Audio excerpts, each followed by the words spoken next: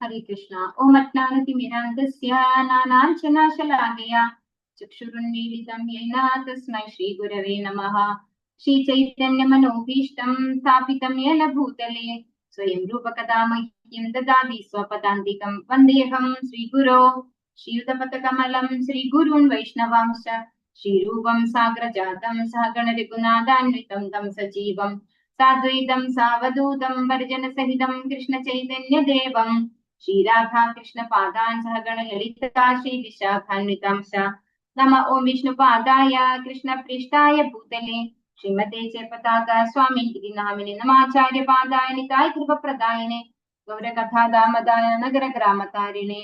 नमः ओं विष्णुपादाय कृष्णप्रेष्ठाय भूतले श्रीमते भक्तिवेदान्त स्वामिनिति नामिने नमस्ते सारस्वते देवे गौरवाणी प्रचारिणे निर्विशेष शून्यवादी पाश्चात्य देशतारिणे वाञ्छाकल्पतरुभ्यश्च कृपासिन्धुभ्येव च पतितानां पावनेभ्यो वैष्णवेभ्यो नमो नमः। हे कृष्णा करुणा सिन्धो दीनबन्धो जगत्पते गोपेश गोपिका कान्ता राधा कान्त नमोस्तुते तप्त काञ्चन गौराङ्गी राधे वृन्दावनेश्वरी वृषभानुसुते देवी प्रणमामि हरिप्रिये। जय श्री कृष्ण चैतन्य प्रभु नित्यानंद श्री अद्वैत गदाधर श्रीवासादि गौर भक्त वृंद। हरे कृष्णा कृष्ण कृष्ण हरे हरे हरे राम राम राम हरे हरे। ഹരേ കൃഷ്ണ. ശ്രീ രാധാ ഗോവിന്ദ് മന്ദിർ ഇസ്കോൺ ബാംഗ്ലൂരിന്റെ ലെവൽ 3 ക്ലാസ്സിലേക്ക് എല്ലാ ഭക്തന്മാർക്കും സ്വാഗതം. അപ്പോൾ നമ്മൾ പഠിക്കാൻ പോകുന്നത് ഉപദേശാമൃതം. ഉപദേശാമൃതം ആരെങ്കിലും കേട്ടിട്ടുണ്ടോ? നെക്ടർ ഓഫ് ഇൻസ്ട്രക്ഷൻ എന്ന് പറയും. ഉപദേശാമൃതം ആരാണ് നമുക്ക് തന്നതെന്നറിയോ? ചില രൂപഗോസ്വാമിയാണ് നമുക്ക് ഉപദേശാമൃതം തന്നത്. ചില രൂപഗോസ്വാമി ആരൊക്കെയാണ്? ഷഡ്ഗോസ്വാമിമാരെന്നറിയോ എല്ലാവർക്കും? ഹരേ കൃഷ്ണ. ഷഡ്ഗോസ്വാമിമാരെ അറിയോ? രൂപഗോസ്വാമി, സനാതന ഗോസ്വാമി, രഘുനാഥ ഭട്ട ഗോസ്വാമി, ജീവ ഗോസ്വാമി, ഗോപാല ഭട്ട ഗോസ്വാമി, രഘുനാഥ ദാസ ഗോസ്വാമി. രഘുനാഥ ദാസ ഗോസ്വാമി, അതായത് രഘുനാഥ രണ്ട് ഗോസ്വാമിമാരുണ്ട്. ഒന്ന് രഘുനാഥ ഭട്ട, മറ്റൊന്ന് രഘുനാഥ ദാസ. അങ്ങനെ 6 ഗോസ്വാമിമാരാണ് ഉള്ളത്. ഈ 6 ഗോസ്വാമിമാര് ഏത് കാലത്താണ് ഉണ്ടായിട്ടുള്ളതെന്ന് അറിയോ? ചൈതന്യ മഹാപ്രഭുവിന്റെ ശിഷ്യന്മാരായിട്ട് ആ സമയത്താണ് ഈ 6 ഗോസ്വാമിമാര് ഉണ്ടായിട്ടുള്ളത്. നമുക്ക് അതായത് ഈ 6 ഗോസ്വാമിമാരെന്ന് പറയുന്നത് ഭഗവാന്റെ തന്നെ മഞ്ചരിമാരാണ് എന്നാണ് പറയുന്നത്. ഇതിലെ രൂപഗോസ്വാമി പറയുന്നത് രൂപമഞ്ചരിയാണ്. ചൈതന്യ മഹാപ്രഭുവിന്റെ നേരിട്ടുള്ള ശിഷ്യന്മാരാണ് രൂപഗോസ്വാമിയും സനാതന ഗോസ്വാമിയും. രൂപഗോസ്വാമിയും സനാതന ഗോസ്വാമിയും സഹോദരന്മാരാണ്. നമ്മള് ഇന്ന് കാണുന്ന വൃന്ദാവനം ആരൊക്കെ പോയിട്ടുണ്ടാവും അല്ലെ? കുറെ പേര് വൃന്ദാവനത്തിലൊക്കെ. ഈ വൃന്ദാവനമൊക്കെ ഉദ്ധരിച്ചത് ഈ ഗോസ്വാമിമാരാണ്. ആദ്യത്തെ, അതായത് ചൈതന്യ മഹാപ്രഭുവിന്റെ കാലഘട്ടത്തില് വൃന്ദാവനം എന്താ പറയാ, അങ്ങനെ കാട് പിടിച്ച് കിടക്കുകയായിരുന്നു. പിന്നെ ഇവര് പോയിട്ടാണ് ഓരോ സ്ഥലങ്ങളും ഓരോ ലീലാസ്ഥലിയും കണ്ടുപിടിച്ചത്. അവർക്ക് എങ്ങനെ കണ്ടുപിടിക്കാൻ പറ്റിയത്?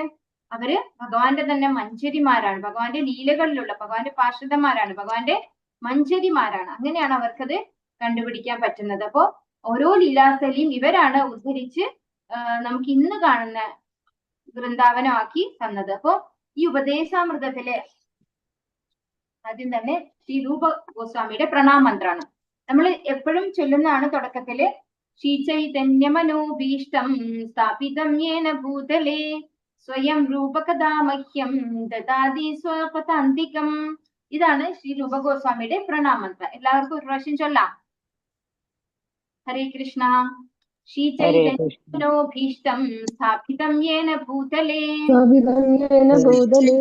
സ്വയം രൂപകഥാം ചൈതന്യമനോഭീഷ്ടം സ്ഥാപിതം യേന ഭൂതലേ സ്വയം രൂപകഥാ മഹ്യം ദദാതി സ്വപദാന്തികം. സ്വയം രൂപകഥാം മഹ്യം ദാന്തികം. ഹരേ കൃഷ്ണ. ചൈതന്യദേവന്റെ ആഗ്രഹപൂർത്തിക്കായി ഈ ഭൗതിക പ്രപഞ്ചത്തിൽ പ്രസ്ഥാന സ്ഥാപനം ചെയ്ത ശീല രൂപഗോസ്വാമി പ്രഭുപാദർ അദ്ദേഹത്തിന്റെ പാതാരവിന്ദങ്ങളിൽ എനിക്ക് എപ്പോഴാണോ അഭയം തരുന്നത്, അതായത് ചൈതന്യ മഹാപ്രഭുവിന്റെ പൂർത്തിക്കായിട്ട് രൂപഗോസ്വാമിയുടെ പാതാരവിന്ദങ്ങളിൽ എപ്പോഴാണ് നമുക്ക് അഭയം തരിക എന്നുള്ള ചോദ്യമാണ് അല്ലെ. ഇതാണ് ശീല രൂപഗോസ്വാമിയുടെ പ്രണാമന്ത്രം. ഇനി രൂപഗോസ്വാമിയെ കുറിച്ചാണ് പറയുന്നത്. 1489 ബ്രാഹ്മണ സരസ്വതി കുടുംബത്തിൽ ജനിച്ചു. അദ്ദേഹം കർണാടക ബേസ്ഡ് ബ്രാഹ്മണ കുടുംബത്തിലാണ് ജനിച്ചത്. കൽക്കട്ട വെസ്റ്റ് ബംഗാളിലാണ് ജനിച്ചത്. അപ്പോ അവര് ബ്രാഹ്മണ സരസ്വതി കുടുംബത്തിലാണ് ജനിച്ചത്. രൂപ ഗോസ്വാമിയും സനാതന ഗോസ്വാമിയും ജ്യേഷ്ഠാനുജന്മാർ. സനാതന ഗോസ്വാമിയാണ് ജ്യേഷ്ഠൻ, രൂപ ഗോസ്വാമി അനുജനുമാണ്. നവാബ് ഹുസൈൻ സാഹിബിന്റെ ചീഫ് സെക്രട്ടറി ആയിട്ടാണ് അവർ വർക്ക് ചെയ്തത്. അതായത് ഇവര് ജന്മനാ തന്നെ ബ്രാഹ്മണ കുടുംബത്തിലാണ് ജനിച്ചത്. അതുപോലെ തന്നെ അവർ അത്രയും ശുദ്ധ ഭക്തന്മാർ, ബ്രഹ്മ മധ്വ ഗൗഡീയ വൈഷ്ണവ സമ്പ്രദായത്തിലുള്ള ശുദ്ധ ഭക്തന്മാരായിരുന്നു സനാതന ഗോസ്വാമിയും രൂപ ഗോസ്വാമിയും. അപ്പൊ അവരൊരിക്കലും നവാബ് ഹുസൈൻ സാഹിബിന്റെ സെക്രട്ടറി ആയിട്ട് അല്ലെങ്കിൽ മന്ത്രിമാരായിട്ട് വർക്ക് ചെയ്യാൻ താല്പര്യപ്പെട്ടിരുന്നില്ല. പക്ഷെ ഇവർ ഭയങ്കര ബ്രില്യന്റ് ആണ്, എക്സ്ട്രീം ബ്രില്യന്റ് ആണ്. കാര്യം നമുക്കറിയാം, ഈ അയ്യർ ഫാമിലിയിലൊക്കെ ഇപ്പോഴും ഉള്ള ആളുകളൊക്കെ നല്ല ബ്രില്യന്റ് ആയിരിക്കും അല്ലെ, അവരൊക്കെ നല്ല എഡ്യൂക്കേറ്റഡ് ആയിരിക്കും. അപ്പൊ അതുപോലെ ഇവരും നല്ല ബ്രില്യൻസ് ആയിരുന്നു. അതായത് രൂപ ഗോസ്വാമി സനാതന ഗോസ്വാമിയും എക്സ്ട്രീംലി ബ്രില്യന്റ് ആയിരുന്നു. അപ്പൊ അതുകൊണ്ട് തന്നെ നവാബ് ഹുസൈൻ സാഹിബ് അവരെ ഭീഷണിപ്പെടുത്തിയിട്ടാണ് തന്റെ കൂടെ കൂട്ടിയത്. അതായത് നമ്മളെ എല്ലാ ബ്രാഹ്മണരായിട്ടുള്ള അല്ലെങ്കിൽ വൈഷ്ണവരായിട്ടുള്ള ആളുകളെയൊക്കെ നമ്മള്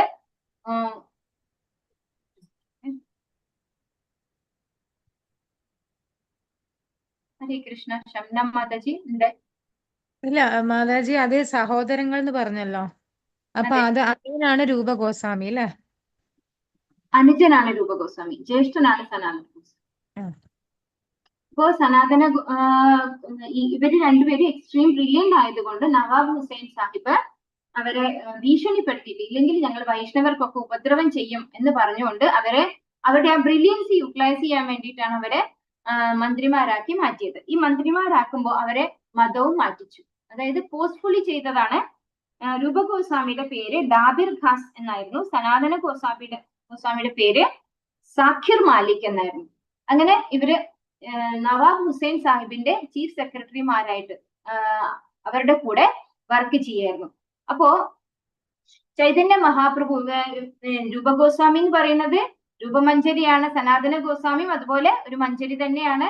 അപ്പൊ അങ്ങനെയുള്ളവരായതുകൊണ്ട് അവർ സ്വാഭാവികമായിട്ടും ചൈതന്യ മഹാപ്രഭുവിന്റെ ഭക്തന്മാർ തന്നെയായിരുന്നു. അപ്പൊ ഒരിക്കൽ ചൈതന്യ മഹാപ്രഭു രാമകേളിയിൽ വന്നപ്പോ അവിടെ വെച്ച് ഒരിക്കൽ കൂടിക്കാഴ്ച ഉണ്ടായി.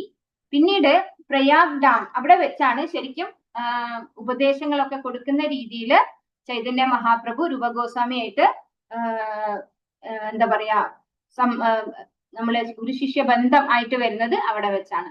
യോഗം സംഭവിക്കുന്നത് പ്രയാഗ് ഡാമിൽ വെച്ചാണ്. ശില രൂപ ഗോസ്വാമിയുടെ ഡയറ്റി അത് ഗോവിന്ദജിയാണ്. അദ്ദേഹം എഴുതിയ കൃതികൾ ഉപദേശാമൃതം, വിദഗ്ധ മാധവം, ലളിത മാധവം, ഭക്തിരസാമൃത സിന്ധു, 4 പുസ്തകങ്ങളാണ്.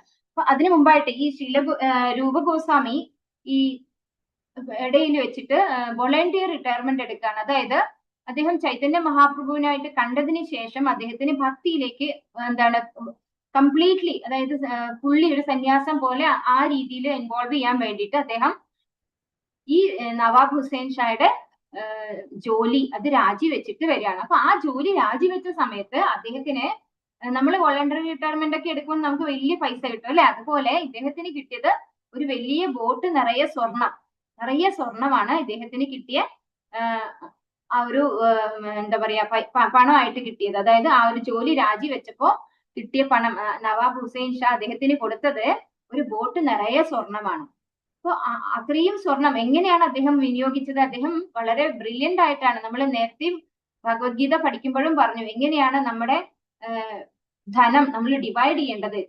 രൂപ ഗോസ്വാമി ഡിവൈഡ് ചെയ്തത് 50% കൃഷ്ണാബോധത്തിന്. അതായത് ആ ഒരു ബോട്ട് സ്വർണത്തിന്റെ 50% കൃഷ്ണാബോധത്തിന്. എന്തിനാണ് പണം? നമുക്ക് പുസ്തകങ്ങൾ പ്രിന്റ് ചെയ്യണം അല്ലെ, എല്ലാവർക്കും പ്രീച്ചിങ് നടത്തണമെങ്കിൽ, അതുപോലെ ടെമ്പിളിലെ ഡയറ്റി സർവീസിനും നല്ല പണം വേണ്ടേ? നമ്മൾ നിത്യം എന്തിനാണ് ഭഗവാനെ ആരതിയൊക്കെ ചെയ്യുന്നത്? നെയ്യ് ഉപയോഗിച്ചാണ് അല്ലെ. അപ്പൊ അതിനൊക്കെ വേണ്ടി ഭഗവാന്റെ സേവനത്തിനായിക്കൊണ്ട് വേണ്ടിയിട്ട് 50% സമ്പത്ത്, തന്റെ 50% സമ്പത്ത് കൃഷ്ണാബോധത്തിന് വേണ്ടിയിട്ട് രൂപ ഗോസ്വാമി മാറ്റിവെച്ചു. പിന്നെ വരുന്ന 50%-ല് 25% തന്റെ ഫ്യൂച്ചർ എക്സ്പെൻസസിന് വേണ്ടിയിട്ട്, അതായത് നമുക്ക് വരുന്ന ഫ്യൂച്ചർ എക്സ്പെൻസസ്, പിന്നെ 25% ഫാമിലിക്ക് വേണ്ടിയിട്ട്, അതായത് ഫാമിലിയിലുള്ള എല്ലാവർക്കും വേണ്ടിയിട്ട് ഡിവൈഡ് ചെയ്ത് കൊടുക്കുക. അപ്പൊ അങ്ങനെയാണ് ഒരു ബ്രില്യന്റ് ആയിട്ടുള്ള, യഥാർത്ഥത്തിൽ ഒരു വ്യക്തി ചെയ്യേണ്ട ഡിവിഷൻ അങ്ങനെയാണെന്ന് പറയുന്നു. അപ്പൊ അങ്ങനെ രൂപ ഗോസ്വാമി അവിടുന്ന് വോളണ്ടറി റിട്ടയർമെന്റ് എടുത്ത് വന്നു. പക്ഷെ സനാതന ഗോസ്വാമി അപ്പോഴും അവിടെ മന്ത്രിയായി തന്നെ ഇരിക്കുകയാണ്. സനാതന ഗോസ്വാമി ആരാണ്? ഗോസ്വാമിയാണ്, ഭഗവാന്റെ ഭക്തനാണ്. പക്ഷെ സനാതന ഗോസ്വാമിക്ക് അങ്ങനെ ഇറങ്ങാൻ പറ്റിയില്ല.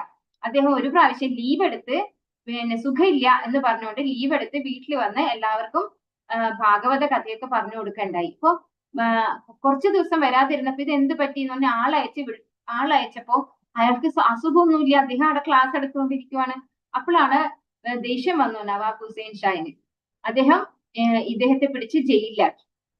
സനാതന ഗോസ്വാമി ജയിലിലാക്കുക ചെയ്തത്. റിട്ടയർമെന്റ് കൊടുത്തില്ല, ഫോഴ്സ്ഫുള്ളി അദ്ദേഹത്തെ ജയിലിൽ അടയ്ക്കുക ചെയ്തത്. അപ്പൊ അദ്ദേഹത്തെ രക്ഷിക്കാൻ വേണ്ടിയിട്ട് ശ്രീല രൂപ ഗോസ്വാമി 8 സ്വർണ്ണ നാണയങ്ങൾ കൊടുത്തു എന്നാണ് പറയുന്നത്. 8 സ്വർണ്ണ നാണയങ്ങൾ കൊടുത്തു വിട്ടു. അപ്പൊ ആ 8 സ്വർണ്ണ നാണയങ്ങള് ബ്രൈബ് ചെയ്തിട്ട്, അതായത് ജയിലർക്ക് ബ്രൈബ് ചെയ്തിട്ടൊക്കെയാണ് അവിടുന്ന് സനാതന ഗോസ്വാമി രക്ഷപ്പെട്ട് പോവുകയാണ് ചെയ്യുന്നത്.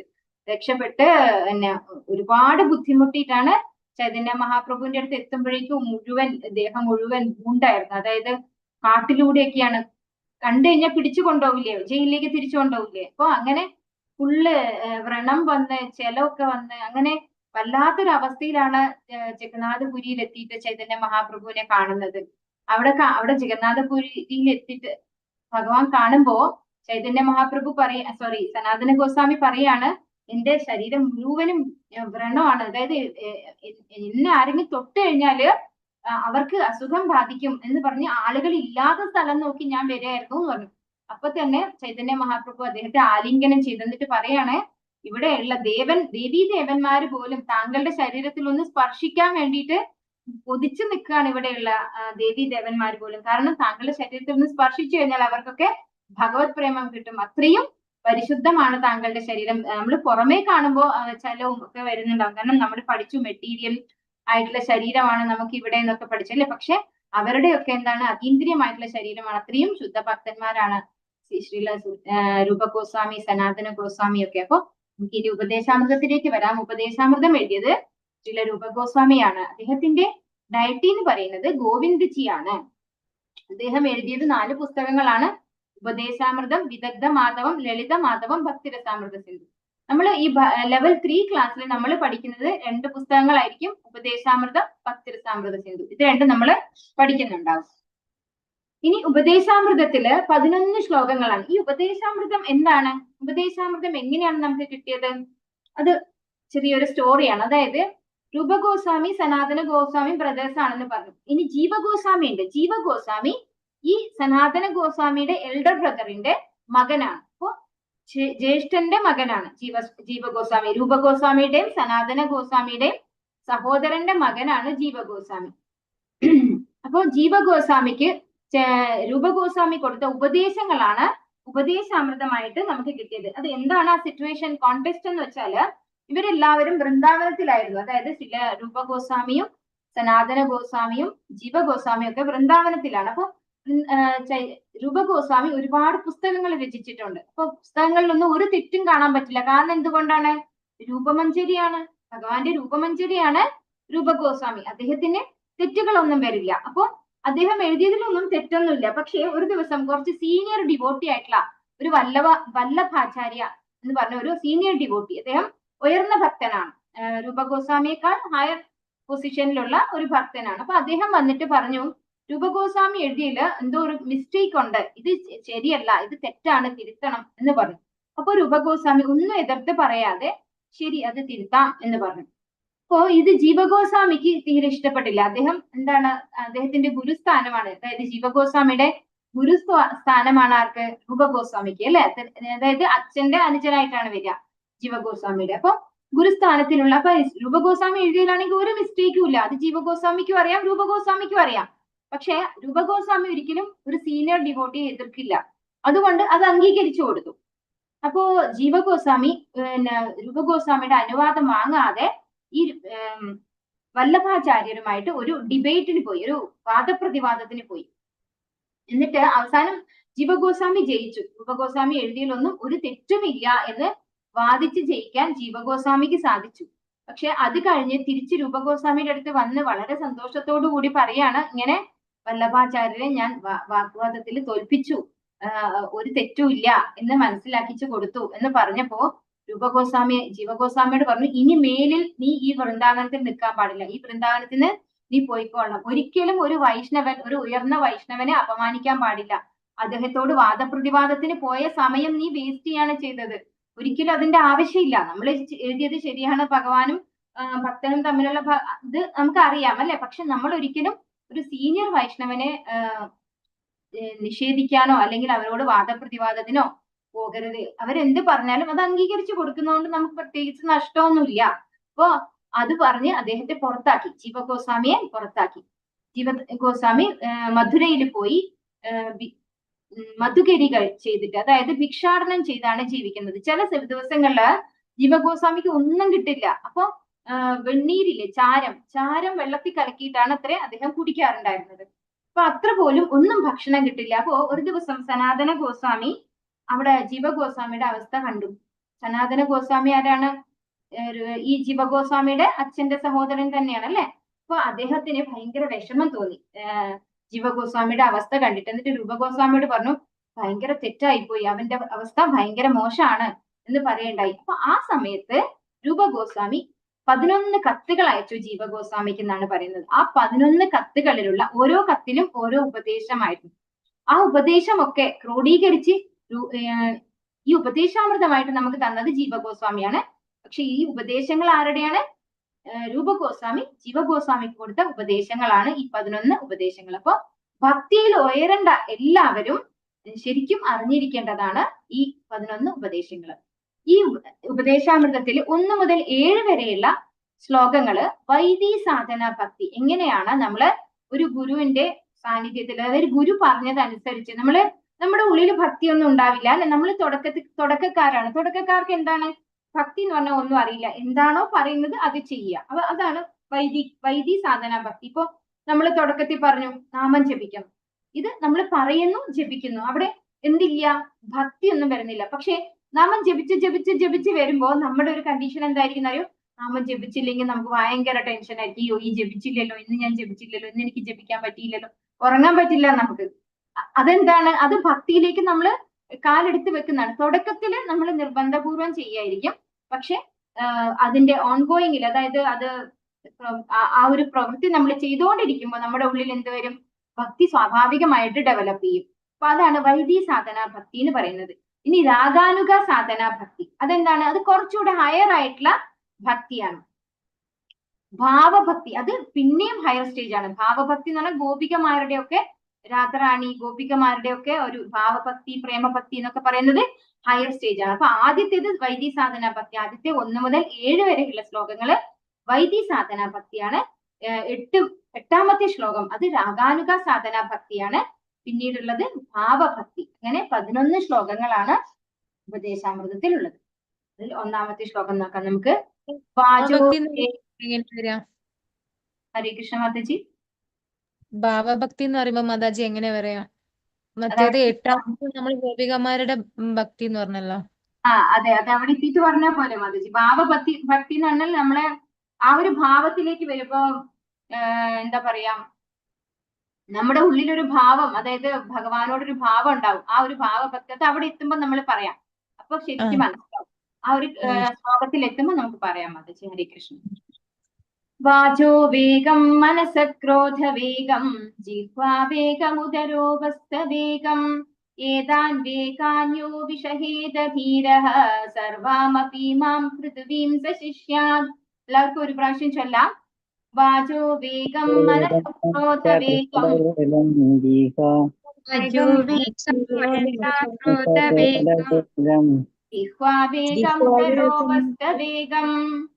ജിഹ്വാ വേഗമുദരോപസ്ഥ വേഗം ഏതാൻ വേഗാന്യോ വിഷഹേത ധീരഃ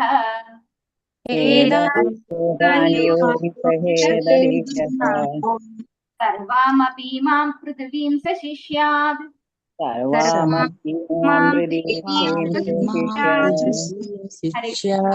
ഈ ശ്ലോകം എല്ലാവരും പഠിച്ചു. ഈ ആദ്യത്തെ 4 ശ്ലോകങ്ങൾ പഠിക്കാനുള്ള ശ്ലോകങ്ങളാണ് കേട്ടോ. ആദ്യത്തെ 4 ശ്ലോകങ്ങൾ. അപ്പൊ ഈ ശ്ലോകം എല്ലാവരും പഠിക്കാൻ പറ്റുമെങ്കിൽ പഠിക്കണം. എല്ലാവരുടെയും ബുക്ക് ഉണ്ടെന്ന് വിചാരിക്കുന്നു. ഞാൻ നേരത്തെ പറഞ്ഞതാണല്ലോ ബുക്ക് വാങ്ങിക്കുന്ന കാര്യം. ഇതിന്റെ പരിഭാഷയാണ് ഈ ശ്ലോകത്തിന്റെ അർത്ഥം. സംസാരിക്കുന്നതിനുള്ള ത്വരയെയും മനസ്സിന്റെ വിവിധ അഭിലാഷങ്ങളെയും കോപത്തിന്റെ പ്രവർത്തനങ്ങളെയും നാവിന്റെ ത്വരകളെയും ഷഡ്രസങ്ങൾ അനുഭവിക്കുന്നതിനുള്ള ത്വരകൾ ഉദരത്തിന്റെയും ഉത്പാദനേന്ദ്രിയത്തിന്റെയും ത്വരകളെയും സഹിക്കുവാൻ കഴിവുള്ളവൻ ധീരനാണ്. അവന് ലോകം മുഴുവൻ ശിഷ്യന്മാരുണ്ടാക്കുന്നതിനുള്ള അർഹതയുണ്ട്. അപ്പോ ഈ ഒരു ശ്ലോകത്തിന്റെ അർത്ഥമാണ് ഇവിടെ പറയുന്നത്. വാചോവേഗം. വാചോവേഗം എന്ന് പറഞ്ഞാൽ എന്താണ്? വാച പറഞ്ഞു കഴിഞ്ഞാൽ വാക്ക്, സംസാരിക്കാനുള്ള ത്വരയാണ്. ഇനി മനസ്സ് ക്രോധവേഗം, മനസ്സിന്റെ വിവിധ അഭിലാഷങ്ങളെയും ക്രോധത്തിന്റെ ത്വര. വേഗം എന്ന് പറഞ്ഞു കഴിഞ്ഞാൽ എന്താണ്? അതിന്റെ ആ ഒരു ത്വരയാണ്. അപ്പൊ സംസാരിക്കാനുള്ള ത്വര, മനസ്സിന്റെ വിവിധ അഭിലാഷങ്ങളെയും അതുപോലെ ക്രോധത്തിന്റെ ത്വരയെയും. പിന്നെ ജിഹ്വാവേഗം. എന്താണ് ജിഹ്വ? വാച എന്ന് പറയുന്നത് സംസാരിക്കാനുള്ള, ജിഹ്വ എന്ന് പറയുന്നത് നാവാണ് അല്ലെ? നാവിന്റെ ത്വര പറഞ്ഞാൽ വിവിധ രുചികൾ ആസ്വദിക്കാനുള്ള ത്വരയാണ്. ഒന്ന് സംസാരിക്കാനുള്ള ത്വര, മറ്റൊന്ന് ആഹാരം, പല വിധത്തിലുള്ള ആഹാരം രുചിക്കാനുള്ള ത്വരയാണ്. പിന്നെ ഉദര ഉപസ്ഥവേഗം. ഉദരം എന്ന് പറഞ്ഞാൽ എന്താണ്? നമ്മളെ വയറാണ് അല്ലെ? ഉദരം എന്ന് പറഞ്ഞാൽ വയറാണ്. ഉപസ്ഥം എന്ന് പറഞ്ഞാൽ ജനനേന്ദ്രിയം. അപ്പൊ വയറിന്റെയും ജനനേന്ദ്രിയത്തിന്റെയും ത്വരകളെയും നിയന്ത്രിക്കാൻ കഴിവുള്ളവൻ. ഇതിന്റെയൊക്കെ ആ ഒരു അമിതമായിട്ടുള്ള ആസ്വാദനം ആഗ്രഹിക്കുന്നതിനെ നിയന്ത്രിക്കാൻ കഴിവുള്ള വ്യക്തി ധീരനാണ് എന്ന് പറയുന്നു. അത്തരത്തിലുള്ള വ്യക്തിക്ക് ലോകം മുഴുവൻ ശിഷ്യന്മാരുണ്ടാക്കുന്നതിനുള്ള അർഹതയുണ്ട്. അപ്പോൾ നമ്മൾ ഏറ്റവും കൂടുതൽ നോക്കേണ്ടതാണ് സംസാരിക്കാനുള്ള ത്വര. വളരെ എന്താ പറയാ, ആവശ്യമില്ലാതെ ഒരുപാട് സംസാരിക്കുന്നവരുണ്ടാവും അല്ലെ? അതിനുള്ള ത്വരയെ നമ്മൾ നിയന്ത്രിക്കണം. മനസ്സിന്റെ വിവിധ അഭിലാഷങ്ങളെ, കോപത്തിന്റെ പ്രവർത്തനങ്ങളെ, നാവിന്റെ ത്വരകളെ, അതായത് പല വിധത്തിലുള്ള രുചികൾ അനുഭവിക്കാനുള്ള ത്വരയെ, അതുപോലെ ഉദരത്തിന്റെയും ഉത്പാദനേന്ദ്രിയത്തിന്റെയും ത്വരകളെയും നിയന്ത്രിക്കാൻ കഴിവുള്ളവൻ ധീരനാണ് എന്ന് പറയുന്നു. ശ്ലോകത്തില് ആദ്യം തന്നെ പരീക്ഷിത് മഹാരാജാവ് 6ാമത്തെ സ്കന്ധത്തില് 1ാമത്തെ അധ്യായത്തിൽ 9-10 ശ്ലോകങ്ങളില് പരീക്ഷിത് മഹാരാജാവ് ശുകദേവ ബ്രഹ്മർഷിയോട് ചോദിക്കുന്നതാണ്. പരീക്ഷിത് മഹാരാജാവ് ശുകഗോസ്വാമിയോട് ചോദിക്കുന്നു, ഇന്ദ്രിയങ്ങളെ നിയന്ത്രിക്കാൻ കഴിയുകയില്ലെങ്കിൽ എന്തിനാണ് പിന്നെ പ്രായശ്ചിത്തം ചെയ്യുന്നത് എന്ന്. അതായത് നമ്മൾ പ്രായശ്ചിത്തം, എക്സാമ്പിൾ പറയുന്നത് നമ്മൾ ഈ ക്രിസ്ത്യാനിറ്റിയിലൊക്കെ എന്താണ് പറയാ, നമ്മള് ശനിയാഴ്ച നമ്മൾ പോയിട്ട് അവിടെ പോയി കുമ്പസാരിക്കും അല്ലെ? കുമ്പസാരിക്കും. അപ്പോ നമുക്ക് നമ്മുടെ ഇന്ദ്രിയങ്ങളെ നിയന്ത്രിക്കാൻ കഴിയില്ലെങ്കിൽ എന്തിനാണ് പ്രായശ്ചിത്തം ചെയ്യുന്നത്? നമ്മൾ ഇന്നിപ്പോ ഇത്രയും നാള് ചെയ്ത തെറ്റ് ഇന്ന് ഏറ്റു പറയും, നാളെ വീണ്ടും ആ ഏറ്റു പറഞ്ഞു കഴിഞ്ഞാൽ ആ തെറ്റൊക്കെ എന്തായി കഴിഞ്ഞു, ഇനി വീണ്ടും തെറ്റ് ചെയ്യാം, എന്നിട്ട് അടുത്ത ആഴ്ച വീണ്ടും കുമ്പസാരിക്കാം. അപ്പൊ ഇതുകൊണ്ട് എന്താണ് പ്രയോജനം? അപ്പോ നമ്മുടെ ഇന്ദ്രിയങ്ങളെ നിയന്ത്രിക്കാൻ കഴിയാതെ എന്തിനാണ് പ്രായശ്ചിത്തം ചെയ്യുന്നത് എന്നാണ് ചോദിച്ചത്. അപ്പോ ഉപദേശാമൃതത്തിൽ പറയുന്ന ഒരു കള്ളന്റെ ഉദാഹരണം തരുന്നുണ്ട്. ഒരു കള്ളൻ മോഷ്ടിക്കുന്ന ഒരു കള്ളന് അറിയാം മറ്റു കള്ളന്മാരെയൊക്കെ പിടിക്കുമ്പോൾ ഞാനും പിടിക്കപ്പെടും എന്ന് വിചാരിച്ച് കള്ളത്തരം ചെയ്യാത്ത ഒരുപാട് പേരുണ്ടാവും അല്ലെ? അതായത് മറ്റുള്ളവരെ കണ്ടും കേട്ടോ ഒരുപാട് തെറ്റ് ചെയ്ത് ഞാൻ നാളെ പിടിക്കപ്പെടും എന്ന് വിചാരിച്ച് നിയന്ത്രിക്കും. ചിലര് എന്താ പറയാ, ഒരാളെ കണ്ടു, ഇനി കള്ളത്തരം ഞാൻ ചെയ്യില്ല എന്ന് വിചാരിച്ച് നിൽക്കുന്നവരുണ്ടാവും. അപ്പൊ പല രീതിയിലുള്ള ആളുകളുണ്ടാവും. ചിലര് അനുഭവിച്ചാലേ പഠിക്കും, അവരൊക്കെ പിടിച്ചാലും കുഴപ്പമില്ല, എന്നെ പിടിക്കൂല എന്ന് വിചാരിച്ച് അവനവനെ പിടിച്ചാലേ ചിലര് നന്നാവുള്ളൂ. ചിലരെങ്ങനെയാണ്, പിടിച്ച് ജയിലിലിട്ടാലും പുറത്ത് വന്നാൽ വീണ്ടും കക്കും അല്ലെ? വീണ്ടും കള്ളത്തരം ചെയ്യും. അങ്ങനെയുള്ളവരും ഉണ്ട്. അപ്പൊ ബുദ്ധി കുറഞ്ഞവരാണ് എന്ത് ചെയ്യുന്നത്? എന്ത് പഠിച്ചാലും തല്ലിയാലും പഠിക്കാത്ത ആളുകളാണ് അവർ. അത്തരത്തിലുള്ളവര് പ്രായശ്ചിത്തം ചെയ്തിട്ട് ഒരു പ്രയോജനവും ഇല്ല എന്ന് പറയുന്നു. പ്രായശ്ചിത്തത്തെ പരീക്ഷിത് മഹാരാജാവ് ഗജസ്നാനത്തോടാണ് താരതമ്യപ്പെടുത്തിയിരിക്കുന്നത്. ആലപ്പുഴയിൽ വളരെ വെടിപ്പായി കുളിക്കും, പക്ഷേ കരയിലേക്ക് കയറേണ്ട താമസം അത് മണ്ണ് വാരി തന്റെ ശരീരത്തിലേക്ക് ഇടുകയും ചെയ്യും. ആന കുളിക്കുന്നത് എല്ലാവരും കണ്ടിട്ടുണ്ടാവും അല്ലെ? കുളത്തിലിറങ്ങി ഭയങ്കര കുളിയായിരിക്കും. ആനക്കുളി എന്ന് പറയുന്നത് തന്നെ എന്താണ്, ഒരുപാട് സമയമെടുത്ത് കുളിക്കുന്ന കുളിയാണ്. പക്ഷെ അതെന്താ ചെയ്യാ, കരയിൽ കയറി വന്ന ഉടനെ മണ്ണിൽ ഉരുളും, മണ്ണ് വാരി എങ്ങനെയാണോ വെള്ളം മേലൊഴിച്ചത് അതുപോലെ മണ്ണ് വാരി മേലിടും. അപ്പൊ അതുപോലെയാണ് നമ്മള് പ്രായശ്ചിത്തം ചെയ്യുന്നത് എന്നാണ് പറയുന്നത്. അതായത് നമ്മൾ പ്രായശ്ചിത്തം ചെയ്യും, എന്നിട്ട് വീണ്ടും അതേ തെറ്റ് തന്നെ ആവർത്തിക്കും. അപ്പൊ ശരിക്കും എന്താ ചെയ്യേണ്ടത്? നമ്മൾ ഇന്ദ്രിയങ്ങളെയാണ് നിയന്ത്രിക്കേണ്ടത് അല്ലെ? നമ്മൾ ഈ തെറ്റ് ചെയ്യുന്നത് എന്തിനു വേണ്ടിയിട്ടാണ്? നമുക്ക് ഇന്ദ്രിയ സംതൃപ്തിക്ക് വേണ്ടിയാണ് നമ്മൾ തെറ്റ് ചെയ്യുന്നത് അല്ലെ? പലതരത്തിലുള്ള തെറ്റുണ്ട്. അത് എല്ലാ തെറ്റും എന്താണ്, ഒരു തരത്തിൽ അല്ലെങ്കിൽ മറ്റൊരു തരത്തിൽ നമ്മുടെ സുഖത്തിന് വേണ്ടിയിട്ടാണ്. ഇപ്പൊ പണം കിട്ടാൻ വേണ്ടിയിട്ട് മോഷ്ടിക്കുന്നവരുണ്ടാവും. അത് അല്ലെങ്കിൽ പിന്നെ അവിഹിത ലൈംഗിക ബന്ധം, അതും എന്താണ്, തെറ്റാണ് അല്ലെ? അപ്പൊ ഇത് ഏതായാലും എന്തിനു വേണ്ടിയാണ്? നമ്മുടെ സംതൃപ്തിക്ക് വേണ്ടിയാണ്. ഏത് തരത്തിലുള്ള തെറ്റ് ചെയ്യുന്നതും എന്തിനാണ്? നമ്മൾ നമ്മുടെ ഇന്ദ്രിയങ്ങളെ സംതൃപ്തിപ്പെടുത്താൻ വേണ്ടിയിട്ടാണ്. അപ്പൊ ഈ ഇന്ദ്രിയങ്ങളെ നിയന്ത്രിച്ചു കഴിഞ്ഞാൽ എന്തിന്റെ ആവശ്യമില്ല? തെറ്റ് ചെയ്യേണ്ടതിന്റെ ആവശ്യം വരുന്നില്ല. പക്ഷെ അത് നിയന്ത്രിക്കാൻ പറ്റാതെ നമ്മൾ ചെയ്ത തെറ്റ് നമ്മൾ മനസ്സിലാക്കിയിട്ട് നമ്മൾ പോയി പ്രായശ്ചിത്തം ചെയ്യും. അതിനെയാണ് പരീക്ഷിത് മഹാരാജാവ് ഇവിടെ ചോദ്യം ചെയ്യുന്നത്.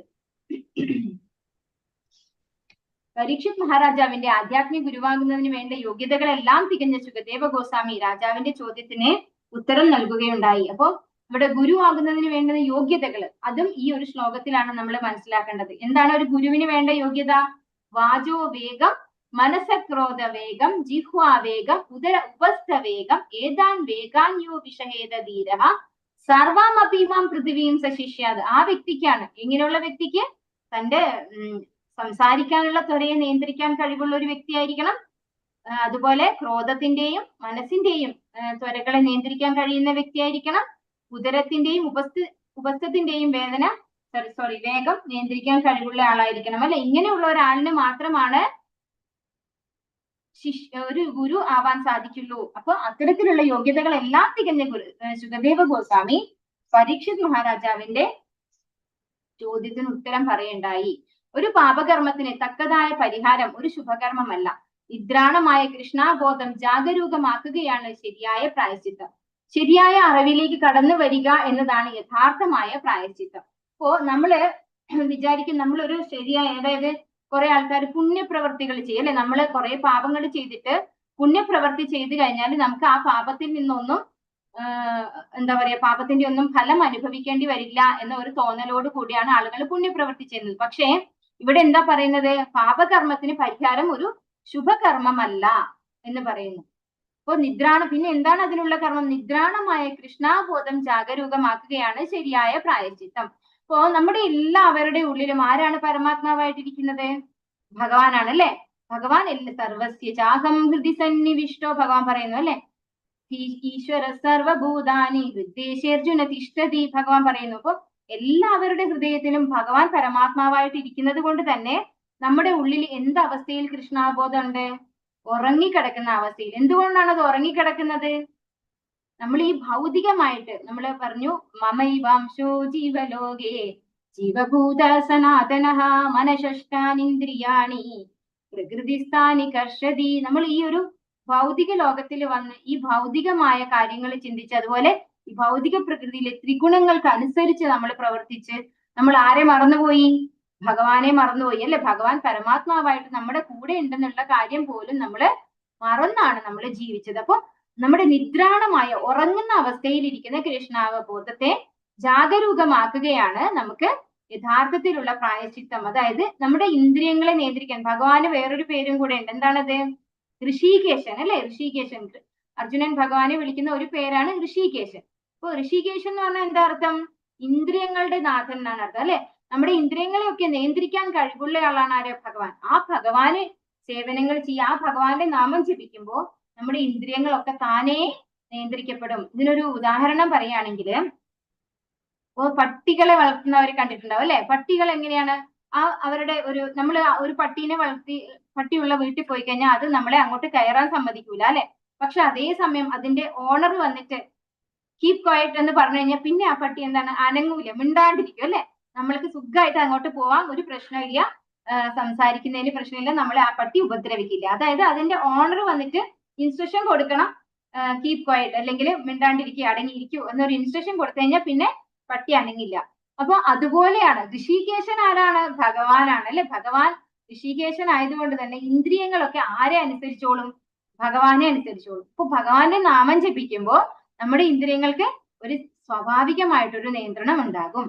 ശരിയായ അറിവിലേക്ക് കടന്നു വരിക എന്നതാണ് യഥാർത്ഥമായ പ്രായശ്ചിത്തം. അപ്പൊ ഇന്ദ്രിയങ്ങളെ ഒരുപാട് നമ്മൾ യൂട്ടിലൈസ് ചെയ്തത് കൊണ്ടാണ് അതിനോടൊരു വല്ലാത്തൊരു ത്വര. അപ്പൊ അങ്ങനെ നമ്മുടെ മനസ്സ് അതിനനുസരിച്ച് പ്രവർത്തിക്കും. നമ്മള് 6ാമത്തെ അധ്യായത്തിൽ ഭഗവത്ഗീതയിൽ പറഞ്ഞിട്ടുണ്ട്, ആർക്കാണ് മനസ്സ് ശത്രുവും മിത്രവും ആവുന്നതിനെ കുറിച്ച് പറഞ്ഞിട്ടുണ്ട് ഇല്ലേ. ആത്മനോ ബന്ധു ആത്മൈവ റിപുരാത്മനഃ ഒരു ശ്ലോകം പഠിച്ചത് ഓർമ്മയുണ്ടോ? അപ്പൊ അത് നമ്മുടെ മനസ്സാണ് നമ്മുടെ ബന്ധുവും മനസ്സാണ് നമ്മുടെ ശത്രുവും. എങ്ങനെയുള്ള മനസ്സാണ് ബന്ധു? എങ്ങനെയുള്ള മനസ്സാണ് ശത്രു? ഓർക്കുന്ന ആരെങ്കിലും? ഏത് മനസ്സാണ് നമുക്ക് ബന്ധു? നമ്മുടെ മനസ്സിനെ അനുസരിപ്പിക്കണം. മനസ്സിനെ അനുസരിക്കുന്നവന് മനസ്സെന്താണ്? ശത്രുവാണ്. മനസ്സിനെ അനുസരിപ്പിക്കാൻ കഴിവുള്ളവന് മനസ്സ് ബന്ധുവാണ്. അപ്പൊ നമ്മൾ മനസ്സിനെ കൺട്രോൾ ചെയ്യാൻ പറ്റണം. അതാണ് അപ്പോഴാണ് ആ മനസ്സ് നമുക്ക് ബന്ധുവായിട്ട് വരിക. അപ്പൊ ശരിയായ അറിവിലേക്ക് കടന്നു വരിക എന്നതാണ് യഥാർത്ഥ പ്രായശ്ചിത്തം. നമ്മുടെ ഇന്ദ്രിയങ്ങളെ നിയന്ത്രിച്ചാൽ മാത്രമേ നമുക്ക് തെറ്റിൽ നിന്നും മോചനം ഉണ്ടാവുള്ളൂ. നമ്മൾ ഈ തെറ്റ് ചെയ്യുന്നതൊക്കെ ഇന്ദ്രിയങ്ങൾക്ക് സന്തോഷം കിട്ടാൻ വേണ്ടി മാത്രമാണ്. തന്റെ ജ്ഞാനം പുനരുദ്ധീകരിക്കുന്നതിന് ചില തത്വങ്ങൾ അനുസരിച്ച് മനുഷ്യൻ പരിശീലനം നേടേണ്ടിയിരിക്കുന്നു. അപ്പൊ നമ്മൾക്ക് ഈ ഒരു ഭൗതിക ലോകത്ത് വന്നിട്ട് ഭൗതികമായ അറിവ് മാത്രമേ ഉള്ളൂ. ഭഗവാനെ കുറിച്ച് യാതൊരു അറിവുമില്ല. അതിന് നമ്മൾ പരിശീലനം നേടണം, പ്രാക്ടീസ് ചെയ്യണം. എന്താണ് പ്രാക്ടീസ് ചെയ്യേണ്ടത്? കൃഷ്ണാവബോധമാണ് പ്രാക്ടീസ് ചെയ്യേണ്ടത്. എന്താണ് കൃഷ്ണാവബോധം? കരോഷി യദശ്നാസി യജ്ജുഹോഷി ദദാസ്യത് തപസ്യസി കൗന്ദേയ മത് കുരുഷ്വമദർപ്പണം. എല്ലാം ഭഗവാന് സമർപ്പിച്ചുകൊണ്ട് ചെയ്യാൻ നമുക്ക് സാധിച്ചാൽ നമ്മൾക്ക് കൃഷ്ണാവബോധത്തിലേക്ക് ആവാൻ സാധിക്കും. ഹരേ കൃഷ്ണ മഹാമന്ത്രം കാര്യമായി ജപിക്കുകയും സർവ്വ പാപങ്ങളെയും നശിപ്പിക്കുമെന്ന് വിചാരിച്ച് അവിഹിതങ്ങളായ ഒട്ടുവളരെ സംഗതികൾ പ്രവർത്തിക്കുകയും ചെയ്യുന്ന സാധകന്മാർ എത്രയോ ഉണ്ട്. അപ്പോ ഇവിടെ പറയുന്നു, നമ്മൾ ഭഗവാന്റെ നാമം ജപിക്കും, എന്നിട്ട് നമ്മൾ തെറ്റ് ചെയ്യും. എന്താണത്? ശരിയാണോ? ചൈതന്യ മഹാപ്രഭു നമുക്ക് തന്ന ശിക്ഷാഷ്ടകം ആർക്കെങ്കിലും ചൊല്ലാറിയോ? ഹരേ കൃഷ്ണ പഠിച്ചവരാരെങ്കിലും ഉണ്ടോ? ചേതോ ദർപ്പണമാർജനം ഭവമഹാദാവാഗ്നി നിർവാപണം. പഠിച്ചവരുണ്ടോ? മാതാജി ചൊല്ലാമോ മാതാജിക്ക്? അതിനുണ്ടല്ലോ ഭഗവാൻ. ഹരേ കൃഷ്ണ.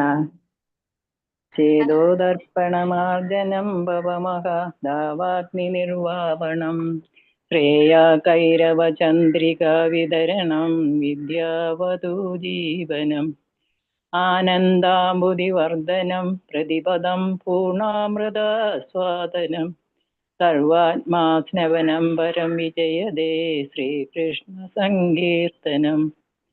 മതിയാ മാതാജി? സർവശക്തി തത്രാവിധ നിയമിത സ്മരണേന കാലഃ ഏതാദൃശി തവ കൃപാ ഭഗവൻ മമാഭി ദുർദൈവമീദൃശ്യമിഹ ജനിനാനുരാഗ തൃണാദഭി സുനിശ്ചേന തരോരുഭി സഹിഷ്ണുന അമാനിനാ മാനദേന കീർത്തനീയ സദാ ഹരി നദനം ന ജനം ന സുന്ദരീം കവിതാം വാ ജഗദീശ കാമയേ മമ ജന്മനി ജന്മനീശ്വരേ ഭവദാ ഭക്തിയ ഹൈദുകീ ത്വയി അയി നന്ദജനുജ കിങ്കരം പതിതാം മാ വിഷമേ ഭവാംബുധോ കൃപയാം തവ പാദ പങ്കജ സിതതോളിതദർശ്യം വിചിന്തയാം നയനങ്ങളദശ്രുതാരയാം വദനങ്ങൾ ഗദരുദ്ധയാങ്കിര പുളകന്യജിതം വപുകഥാ തവ നാമഗ്രഹേണ ഭവിഷ്യതി യുഗായിദം നിമിഷേണ ചക്ഷുഷാം പ്രാവിഷായിദം ശൂന്യായിദം ജഗൽ സർവം ഗോവിന്ദ വിരഹേണ മേ ആശ്ലീഷവാപാദരതാം. ഹരേ കൃഷ്ണ മാതാജി. താങ്ക് യു മാതാജി. ഹരേ കൃഷ്ണ. അപ്പൊ നമ്മള് നാമ അപരാധത്തിൽ ഒന്നാണ് എന്ത്? ഹരേ കൃഷ്ണ. ഹരേ കൃഷ്ണ. അപ്പം നമ്മൾ ഭഗവാന്റെ നാമം ജപിച്ചിട്ട് അതിന്റെ ഫലത്തില് പാപം ചെയ്യുന്നത് ഒരു വലിയ അപരാധമാണ്. അപ്പൊ ഒരിക്കലും നമ്മൾ നാമം ജപിക്കുന്നത് എന്തിനു വേണ്ടിയാവരുത്? അപരാധങ്ങൾ ഇല്ലാതെയാക്കാൻ വേണ്ടിയിട്ട്, അല്ലെങ്കിൽ നമ്മുടെ പാപങ്ങളെ നശിപ്പിക്കും എന്ന് വിചാരിച്ച് നമ്മള് നാമം ജപിക്കും, എന്നിട്ട് വീണ്ടും പാപം ചെയ്യും. അതൊരിക്കലും നമ്മൾ ചെയ്യാൻ പാടില്ല എന്നാണ് പറയുന്നത്. അതാണ് ഇവിടെ പറയുന്നത്. ഹരേ കൃഷ്ണ മഹാമന്ത്രം കാര്യമായി ജപിക്കുകയും സർവ്വപാപങ്ങളെയും നശിപ്പിക്കുമെന്ന് വിചാരിച്ച് അവിഹിതങ്ങളായ ഒട്ടുവളരെ സംഗതികൾ പ്രവർത്തിക്കുകയും ചെയ്യുന്ന സാധകന്മാർ എത്രയോ ഉണ്ട്. അത് വളരെ വലിയൊരു അപരാധമാണ്, നാമ അപരാധമാണത്. നാംനോ ബലാദ്യയം ഹി പാപബുദ്ധി എന്ന വാക്യം അനുസരിച്ച് ഹരേ കൃഷ്ണ മഹാമന്ത്ര ബലത്തിന്മേൽ ചെയ്യുന്ന പാപപ്രവർത്തനങ്ങൾ എന്ന് പറയാം. ഇത് ഞായറാഴ്ച കുമ്പസരിക്കുന്ന ക്രിസ്ത്യാനിയെ പോലെയാണ്. അടുത്ത ശനിയാഴ്ച അവ ക്ഷമിക്കപ്പെടുമെന്ന വിശ്വാസത്തോടെ അവർ ദുഷ്പ്രവർത്തനങ്ങൾ പുനരാരംഭിക്കുന്നു. അടുത്ത ശനിയാഴ്ച അതെല്ലാം ക്ഷമിക്കപ്പെടുമെന്ന പ്രതീക്ഷയോടെ. അപ്പോ കുമ്പസാരിക്കുന്നത് പോലെയാണ് നമ്മൾ നാമം ജപിച്ചിട്ട് പാപപ്രവൃത്തികൾ ചെയ്യുന്നത്. പക്ഷെ ഇതെന്താണ്? നാമ അപരാധമാണ്, ഒരിക്കലും നമ്മൾ ചെയ്യാൻ പാടില്ലാത്തതാണ്.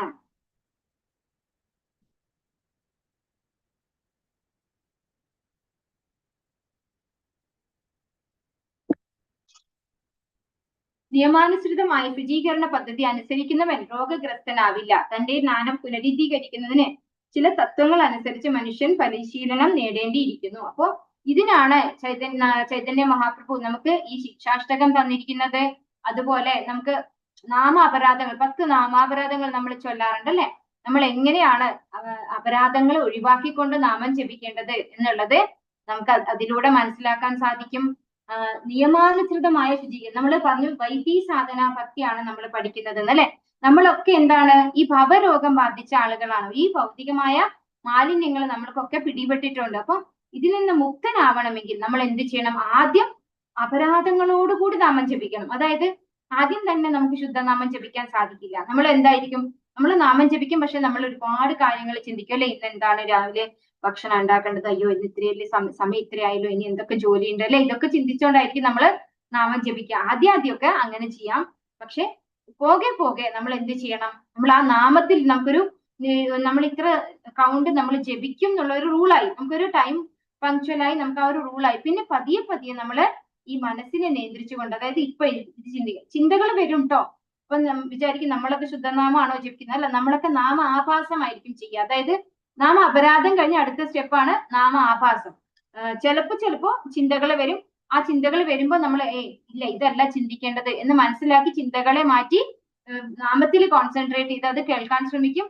കേട്ടോണ്ടിരിക്കുമ്പോ ചിലപ്പോ എപ്പോഴാണ് വിട്ടുപോകുന്നതെന്ന് പറയാൻ പറ്റില്ല.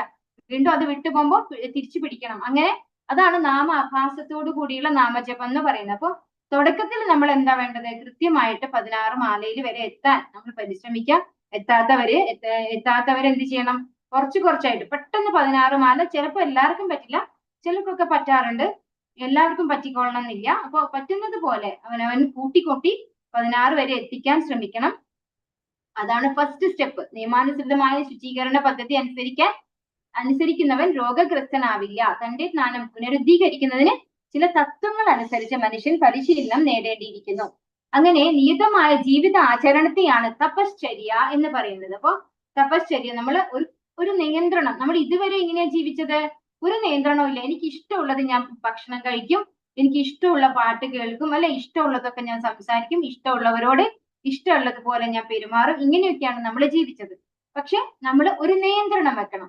എന്തിനു വേണ്ടിയാണ് ഈ നിയന്ത്രണം? അതിനെയാണ് തപശ്ചര്യ എന്ന് പറയുന്നത്. നമുക്ക് ഈ നിയന്ത്രണം വളരെ അത്യാവശ്യമാണ്. അതായത് ഇന്ദ്രിയ നിയന്ത്രണം വളരെ ഇമ്പോർട്ടന്റ് ആണ്. ഭക്തിയിൽ വരുമ്പോൾ വളരെ ഇമ്പോർട്ടന്റ് ആയിട്ടുള്ള കാര്യമാണ്. അതിനെയാണ് തപശ്ചര്യ എന്ന് പറയുന്നത്.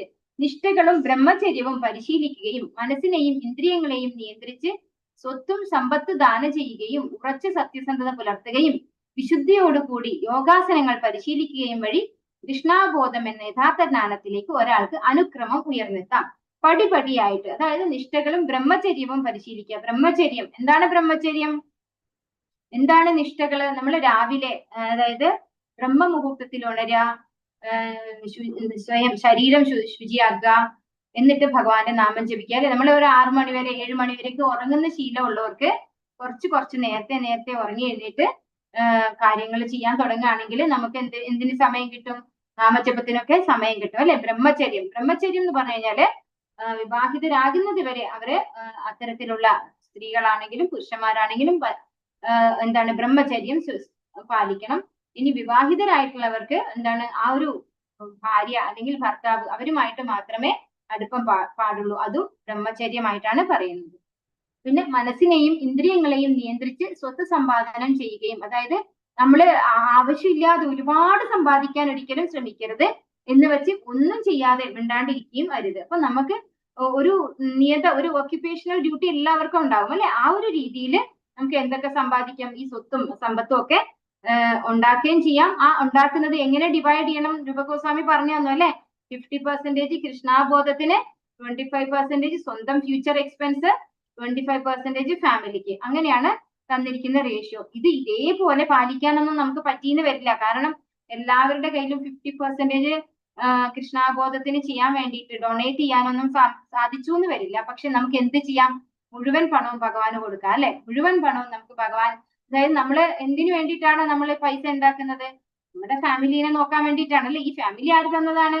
ഭഗവാനാണ്. നമ്മള് ഭഗവത്ഗീതയിൽ പഠിച്ചു, വിദ്യാ വിനയ സമ്പന്നേ ബ്രാഹ്മണേക വിഹസ്തിനി ശുനി ചൈവശുപാകേച പണ്ഡിത സമദർശിന.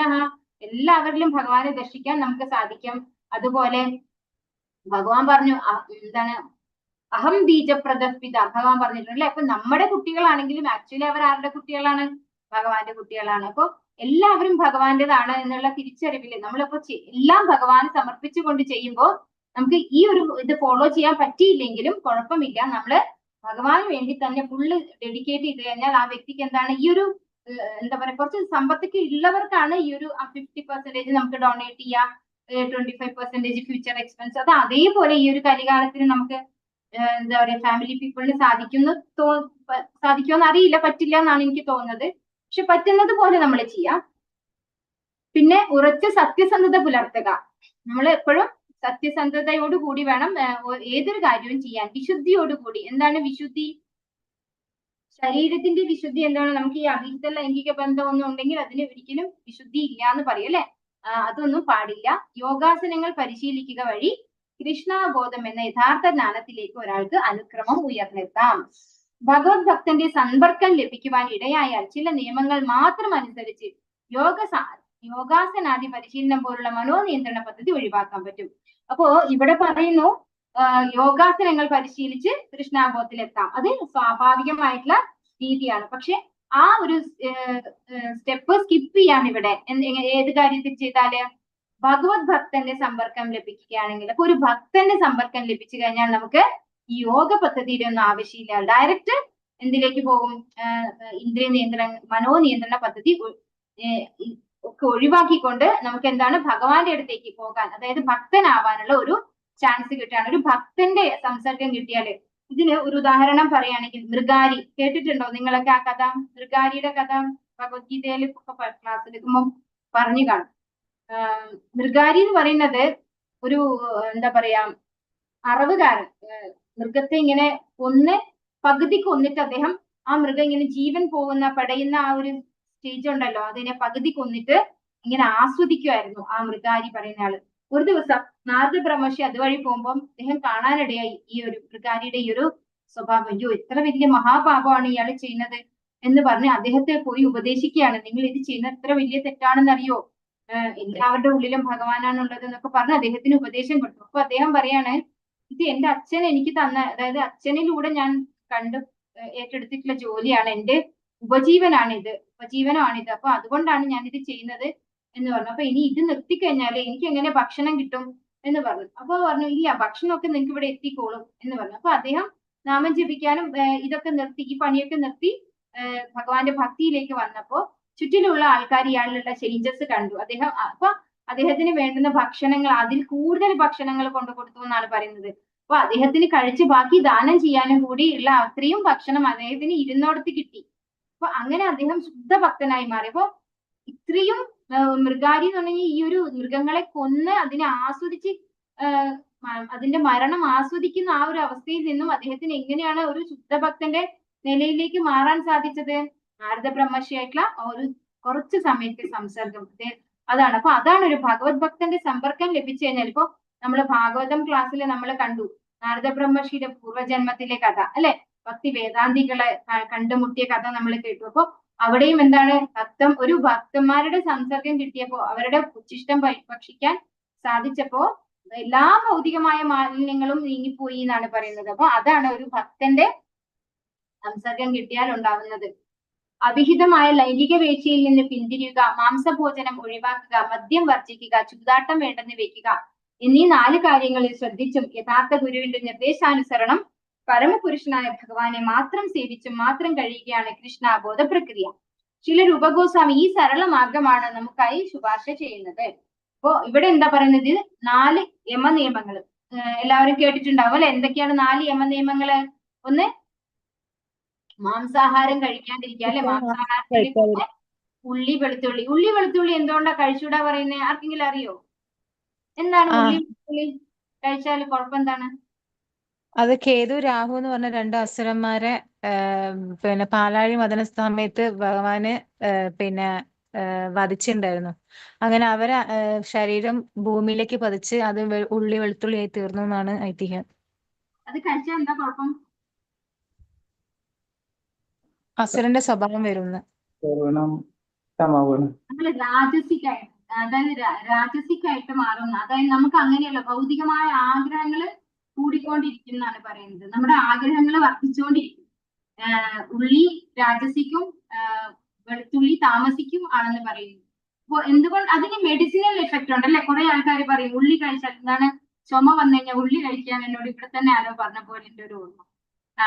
ചുമ വന്നപ്പോ അല്ലെ, ഉള്ളി കഴിച്ചാൽ ചുമ മാറും. അതുപോലെ വെളുത്തുള്ളി എന്താണ് ഉള്ളിയും കൽക്കണ്ടം കൂടി കഴിച്ചാൽ മാറണം. അത് അമൃത് കഴിച്ചിട്ട് തല ഛേദിച്ചത് കൊണ്ടാണ് പോലും അമൃത് കഴിച്ചിട്ട് ഛേദിച്ചത് കൊണ്ടാണ് അതിന് ഈ മെഡിസിനൽ ഇഫക്റ്റ് വന്നിട്ടുള്ളത്. അപ്പൊ അത് മെഡിസിനൽ ഇഫക്റ്റ് ആണ്, ശരിയാണ്. പക്ഷെ എന്താണ്, നമ്മൾ ഭഗവാന്റെ പ്രസാദമല്ലാതെ ഭക്ഷണം കഴിക്കുന്നത് കൊണ്ടാണ് നമുക്ക് എന്തിന്റെ ആവശ്യം വരുന്നത്, ഒരു മെഡിസിന്റെ ആവശ്യം വരുന്നത് അല്ലെ. നമ്മൾ ഭഗവാന് നിവേദിച്ച് പ്രസാദം കഴിക്കുമ്പോൾ എന്തിന്റെ ആവശ്യമില്ല, ഈ മെഡിസിന്റെ ആവശ്യമില്ല. അഥവാ ചെറിയ എന്തെങ്കിലും വേണ്ടി വന്നാൽ തന്നെ നമുക്ക് അതിനുള്ള ചെറിയ ചെറിയ മെഡിസിൻസ് നമുക്ക് പുറത്തുനിന്ന് വേറെ കിട്ടും. അത് ഈ ഉള്ളി വെളുത്തുള്ളി തന്നെ കഴിക്കണം എന്ന് നിർബന്ധമൊന്നുമില്ല അല്ലെ. എപ്പോഴും നമുക്ക് ശരിക്കും പറഞ്ഞാല് എന്നെ സംബന്ധിച്ച് ഞാൻ ഇതിൽ വന്നതിന് ശേഷം എന്റെ വയറ്റിൽ വലിയ അപ്സെറ്റ് ഒന്നും വന്നിട്ടില്ല. പരമാവധി വന്നു കഴിഞ്ഞാൽ ജിഞ്ചറില്ലേ, ഇഞ്ചി, അത് കഴിച്ചാൽ മതിയാവും. അത്രേ വേണ്ടി വരാറുള്ളൂ. വലിയ കുഴപ്പമൊന്നും എനിക്ക് തോന്നിയിട്ടില്ല. അപ്പൊ ഈ ഉള്ളി വെളുത്തുള്ളിക്ക് മെഡിസിനൽ ഇഫക്റ്റ് ഉണ്ട്, അതുകൊണ്ട് നമ്മൾ അത് സ്ഥിരമായി കഴിക്കണം എന്ന് ആവശ്യമില്ല. അത് ഒഴിവാക്കണം. അപ്പൊ മാംസഭോജനം ഒഴിവാക്കുക, അത് ഒന്നാമത്തേത്. രണ്ടാമത്തേത് എന്താണ്, മദ്യം വർജിക്കുക, അതായത് ഇൻടോക്സിക്കേഷൻ അല്ലെ, ടോക്സിക് ആയിട്ടുള്ള ഡ്രിങ്ക്സ് അത് കഴിക്കാൻ പാടില്ല. പിന്നെ എന്താണ്, ചൂതാട്ടം, അവിഹിത ലൈംഗിക ബന്ധം. ഇത് 4 എണ്ണമാണ് നമ്മൾ പറയുന്ന 4 നിയമങ്ങൾ. യമം എന്ന് പറയുന്നത് അതാണ്. നിയമം എന്ന് പറഞ്ഞാൽ എന്താണ്, യമം എന്ന് പറഞ്ഞാൽ ചെയ്തുകൂടാത്തത്, ഡൂസ് ആൻഡ് ഡോൺസ് ആണ്. അതായത് ചെയ്തുകൂടാത്തതാണ് ഈ 4 കാര്യങ്ങൾ. ഇനി ചെയ്യേണ്ടത് എന്താണ്, 16 മാല ജപിക്കുക നിത്യം മുടക്കം കൂടാതെ എന്നുള്ളതാണ് നിയമം. അപ്പൊ നിയമങ്ങൾ എന്ന് പറയുമ്പോൾ ഈ 4 എണ്ണം യമവും ഒരു നിയമം, അതായത് 16 മാല ജപിക്കുക, ഭഗവാന്റെ അതായത് ഭഗവാനെ സംബന്ധിക്കുന്ന കഥകൾ, ഭാഗവതം, ഭഗവത്ഗീത, ഇതൊക്കെ വായിക്കുക, കേൾക്കുക, ഇതൊക്കെയാണ് നമ്മൾ ചെയ്യേണ്ടത്. അത് ആരിൽ നിന്നാണ് നമ്മളിത് സ്വീകരിക്കാൻ പറയുന്നത്, ഈ 4 കാര്യങ്ങൾ ശ്രദ്ധിച്ചും യഥാർത്ഥ ഗുരുവിന്റെ നിർദ്ദേശാനുസരണം പരമപുരുഷനായ ഭഗവാനെ മാത്രം സേവിച്ചും കഴിയുകയാണ് കൃഷ്ണാബോധ പ്രക്രിയ. അപ്പൊ എന്താണ് കൃഷ്ണാബോധ പ്രക്രിയ, 4 യമനിയമങ്ങൾ പാലിക്കുക, അതായത് 4 യമം, അതുപോലെ 16 മാല ജപിക്കുക, ഭഗവാനെ കുറിച്ച് കേൾക്കുക, ഇതാണ് കൃഷ്ണാബോധ പ്രക്രിയ. ശ്രീല രൂപ ഗോസ്വാമി ഈ സരള മാർഗമാണ് നമുക്കായി ശുപാർശ ചെയ്യുന്നത്. ഇത് എന്തിനു വേണ്ടി ഇപ്പൊ ശുപാർശ ചെയ്തത്, ഇത്ര പേര് നമ്മൾ എന്താ പറഞ്ഞുകൊണ്ടിരുന്നത്, പ്രായശ്ചിത്തം അല്ലെ, തെറ്റ് ചെയ്തിട്ട് അതിന് പ്രായശ്ചിത്തം ചെയ്തുകൊണ്ടിരിക്കുകയാണ് പറയുന്നത് അല്ലെ. പക്ഷെ എന്താണ് ചെയ്യേണ്ടതെന്നാണ് പറയുന്നത്, കൃഷ്ണാബോധം, നമ്മുടെ ഉള്ളില് നിദ്രാണമായ കൃഷ്ണാബോധം ഡെവലപ്പ് ചെയ്യാണ് വേണ്ടതെന്ന് പറഞ്ഞു. അപ്പൊ അത് ഡെവലപ്പ് ചെയ്യാനുള്ള പ്രക്രിയയാണ് ഇപ്പൊ ഈ പറഞ്ഞ കാര്യങ്ങൾ എന്നാണ് ഇവിടെ പറഞ്ഞത്. ആദ്യം ഒരാൾ ചെയ്യേണ്ടത് അയാളുടെ ഭാഷണ ശക്തിയെ നിയന്ത്രിക്കലാണ്. സ്വയം അടിച്ചേൽപ്പിക്കുന്ന മൗനമല്ല ഭാഷണ നിയന്ത്രണം. കൃഷ്ണകഥാ കഥനമാണ് ഭഗവാന്റെ നാമം, രൂപം, കല്യാണ ഗുണങ്ങൾ, ലീലകൾ എന്നിവയെല്ലാം നാവിന് ഭാഷണ വിഷയമാക്കുക. കൃഷ്ണകഥകൾ സങ്കീർത്തനം ചെയ്യുന്നവന്റെ പിടുത്തത്തിൽ നിന്ന് അകന്നു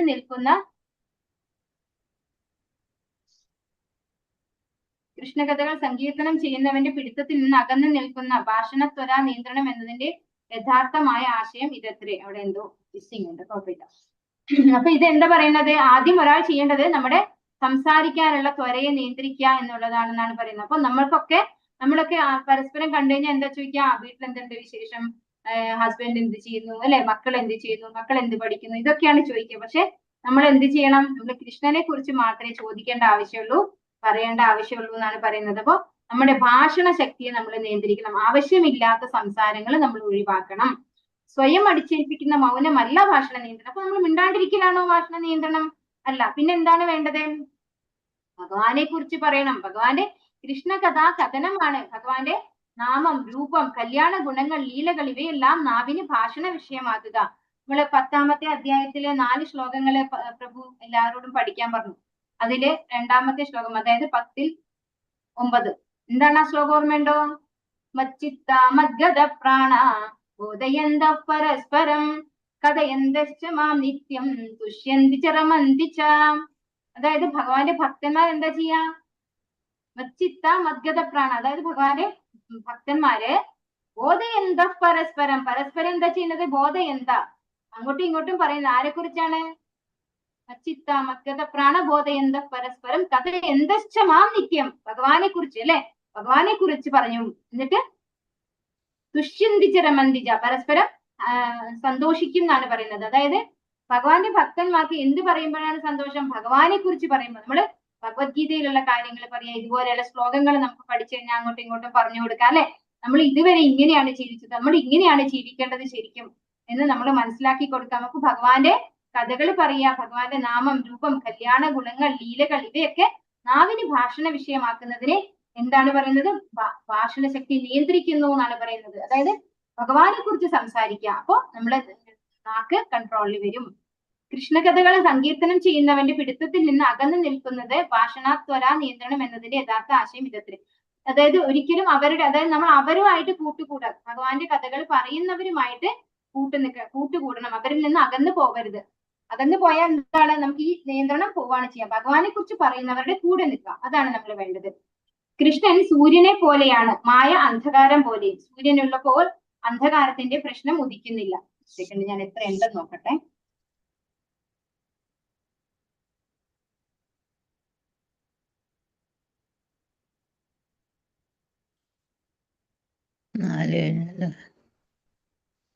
സെക്കൻഡ് കേട്ടോ, 2 മിനിറ്റ് കൂടി എടുത്തിട്ട് നിർത്താം, ബാക്കി നമുക്ക് അടുത്ത ക്ലാസ്സിൽ എടുക്കാം. കൃഷ്ണൻ സൂര്യനെ പോലെയാണ്, മായ അന്ധകാരം പോലെയും. സൂര്യനുള്ളപ്പോൾ അന്ധകാരത്തിന്റെ പ്രശ്നം ഉദിക്കുന്നില്ല. അപ്പോ ഭഗവാൻ കൃഷ്ണൻ ആരെ പോലെയാണെന്ന് കമ്പയർ ചെയ്യുന്നു?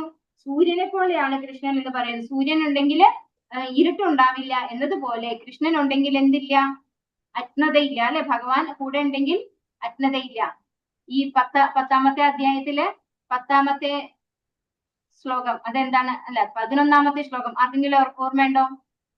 തേഷാം സതതയുക്താനാം, അതല്ല, തേഷാം ഏവാനുകമ്പാർത്ഥം അഹമജ്ഞാനജം തമഃ നാശയാമ്യാത്മഭാവസ്തു ജ്ഞാനദീപേന ഭാസ്വത. അതിൽ ഭഗവാൻ പറയുന്നുണ്ട്. എന്താണ് ഭഗവാൻ പറയുന്നത്? തേഷാം ഏവാനുകമ്പാർത്ഥം, എങ്ങനെയുള്ളവർക്ക്? ആദ്യത്തെ 4 ശ്ലോകങ്ങളിൽ പറഞ്ഞു ഭക്തന്റെ കാര്യം അല്ലെ, ഭഗവാനെ ആശ്രയിക്കുന്ന, ഭഗവാന്റെ നാമം ജപിക്കുന്ന ആളുകളുടെ കാര്യം പറഞ്ഞു.